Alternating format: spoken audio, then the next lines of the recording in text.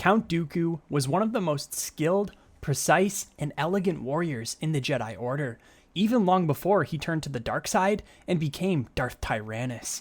The Jedi Master turned Sith Lord was unbelievably powerful, and to this day is criminally underrated by many fans.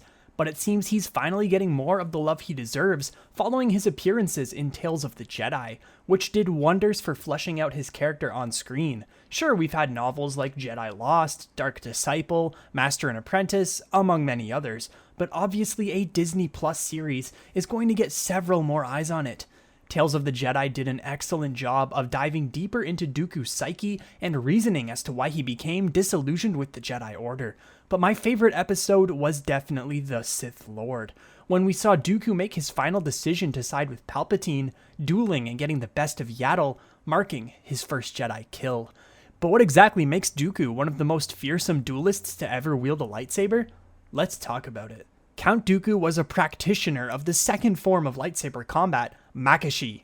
Now, if you're unaware, there are 7 main classic forms of lightsaber combat in which Force users would master. If you'd like to see us make a video on each of the forms, let us know in the comment section down below, we would be happy to. Makashi was a more graceful form, suited for skilled duelists. It was developed specifically for lightsaber on lightsaber combat. Form 2 allowed an initiate to defend themselves against an opponent with minimal effort, while placing a heavy focus on avoiding disarmament. Too bad that really didn't work out too well for the Count. Much like real-life fencing, which we'll touch on, the form relied on fluid, quick jabs or light cuts, and also placed an emphasis on footwork, precision over power. Need a demonstration? Look no further than when Dooku quickly slices at Obi-Wan Kenobi in Attack of the Clones with fast parries.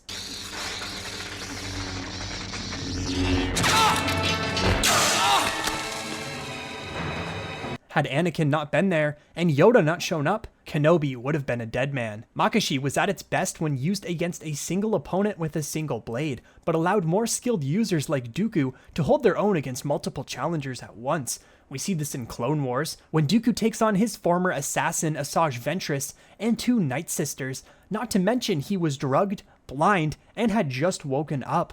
Dooku is of course able to match both Anakin and Obi-Wan at the same time on several occasions as well. Aside from Dooku, other notable Form 2 users include his Jedi Padawan Qui-Gon Jinn, Jedi Battlemaster Sindralig, and Council member Shaak Ti. Count Dooku himself also taught Makashi to his apprentice Asajj Ventress and the cyborg General Grievous, who was instructed in all 7 forms. So why exactly was Dooku one of few Force users to master Makashi during his time period? Before the Clone Wars, the Jedi were essentially at their peak, but had also become complacent.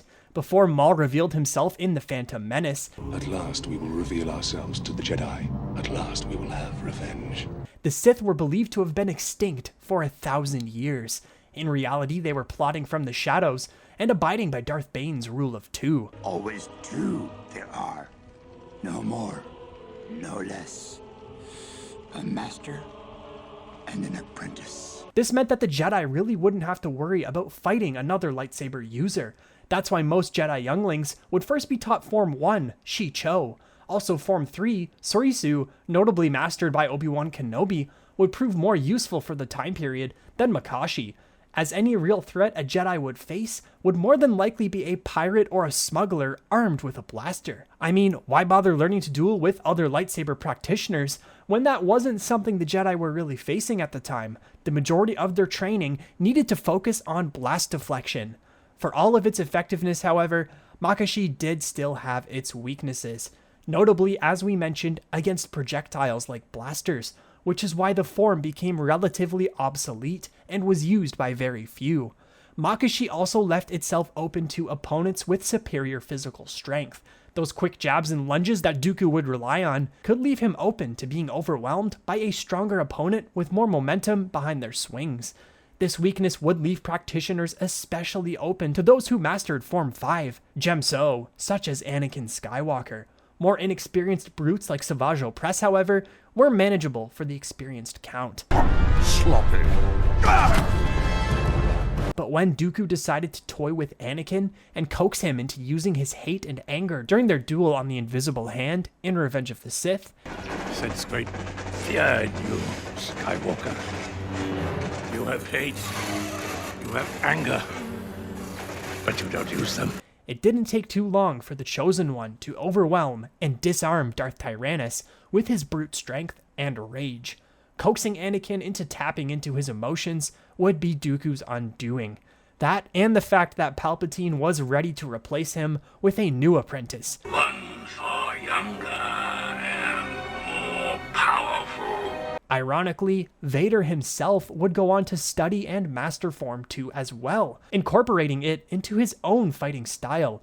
His cybernetically enhanced strength would help to combat one of the Form's few major weaknesses. But if there ever was one true master of Form 2, it was certainly Count Dooku. But on top of being one of the most skilled practitioners of a deadly lightsaber form, Dooku also carried the perfect weapon to complement his elegant dueling prowess. Any Star Wars fan will immediately bring up Dooku's lightsaber as one of the most unique in the entire saga, with its curved shape and sleek design, fit for royalty like the Count of Sereno. Dooku didn't always have this lightsaber, however. He had a much more typical design at first, as a Padawan under his master Yoda. Dooku later wished to create a superior weapon and studied the Jedi archives to find the right design. The curved design we know and love was an ancient Jedi design that went out of fashion long before Dooku constructed it. His new weapon had no connection to his master, nor to the typical hilt design at the time for Jedi. Dooku's curved lightsaber was specifically made to complement his preferred lightsaber combat form 2. The blade was perfect for the long and elegant moves of Makashi. It allowed him to gain even more control when dueling, giving him a further advantage when facing off with multiple opponents at once. And what this curve does for you is that it brings the blade much more in line with your forearm at extension, as opposed to the much wider angle with a straight hip. And you see the same angulation achieved by fingering the guard of rapiers. And having a blade that aligns with your forearm lends itself to more accurate thrusting, as well as very tight cuts. Dooku would continue to use the curved design throughout the remainder of his time with the Jedi Order, and would even keep it as a Sith Lord, swapping out the blue Kyber crystal for a red one. To further understand Dooku's nearly unmatched abilities, we need to pull back the curtain and examine how George Lucas brought this character to life. Believe it or not, the Sith antagonist for Attack of the Clones was originally going to be a female, possibly even a shapeshifter. Several concepts were drawn up by artists, many of which went on to inspire other characters like Asajj Ventress and Zam Wesell. But that was all before George Lucas landed the idea of a sophisticated former Jedi that would become Count Dooku. Lucas almost immediately knew who he wanted to cast in that role, that of course being none other than Sir Christopher Lee. As a bit of a fun fact, did you know Lee actually turned down the role of Grand Moff Tarkin in A New Hope before his close friend Peter Cushing took the role? The legendary actor wouldn't make the mistake of turning down a Star Wars role for the second time and became Count Dooku. Now, if you didn't know, Christopher Lee actually earned a spot in the Guinness Book of World Records for the most on-screen sword fights in movie history. He's had 17 total duels with foils, swords, billiard cues, and you guessed it, lightsabers. Before his acting days, he was even a world champion fencer at Wellington College. Although a stunt double was required for much of Dooku's fight scenes, Lee was approaching 80 years old, it is still quite evident that his fencing background influenced the development of Dooku's fighting style. Count Dooku often only used one hand when dueling, just like how a fencer would use a real rapier. His lightsaber also had a real-life inspiration. When first designing that original female Sith for Episode 2, the team at Lucasfilm took inspiration from various Filipino swords, knives, and spears. The barong, one of them, had a curvy handle which provided a firmer grip for its bearer, which, as discussed, we saw brought to a galaxy far, far away with Dooku's lightsaber, and later others who would follow suit, like Ventress. So, in a one-on-one duel on even ground, just who could best, or even stand toe-to-toe with Count Dooku? We can go ahead and eliminate almost the entirety of the Jedi Council, even Obi-Wan Kenobi. As much as I love him, he never seems to be able to get the best of Dooku. I guess the Count didn't show Qui-Gon all of his tricks to pass along to his Padawan. I don't see a Ki-Adi-Mundi or Shaak Ti putting up much of a fight. Kit Fisto could be really interesting, considering he nearly took down Grievous, but his reliance on Form 1 would likely lead to his downfall. Plo Koon is a fan favorite that'll undoubtedly be brought up in the comment section if I don't talk about him. Apparently there's a mention in an old non-canon video game that he bested Yoda in a sparring match. heard you're one of the only Jedi to have ever beaten Master Yoda in the... But due to the fact that we've never really seen his true prowess on screen, I've got to give that one to Dooku. Mace Windu, however, is where things start to get interesting. Windu and Dooku were actually considered to be equals by none other than Yoda. In my personal opinion, if it's Jedi Dooku versus Jedi Mace, then Dooku wins 8 to 9 times out of 10. However, if Dooku taps into the dark side, Windu's Vapod ability will prove to be the X factor. If you didn't know, it's a rare force ability which allows Mace to channel his opponent's dark energy back at them. It's how he was able to best Palpatine, although Palps probably wasn't giving his all in an attempt to coax Anakin's betrayal. So if it's Sith Dooku against Mace Windu, I'm gonna have to give the win to Mace. But who do you think wins in a one-on-one duel, Mace Windu or Count Dooku? Let us know in the comments below. On the Sith side of things, Darth Maul certainly would have been an interesting match for Dooku, but as much as I love Maul, I don't see him ever besting Count Dooku. Then there's the chosen one himself, Anakin Skywalker. As we see in the early days of the Clone Wars, a younger and less experienced Anakin is no match for Dooku, but as Anakin gets older and stronger, Dooku almost always has to cheat to best him.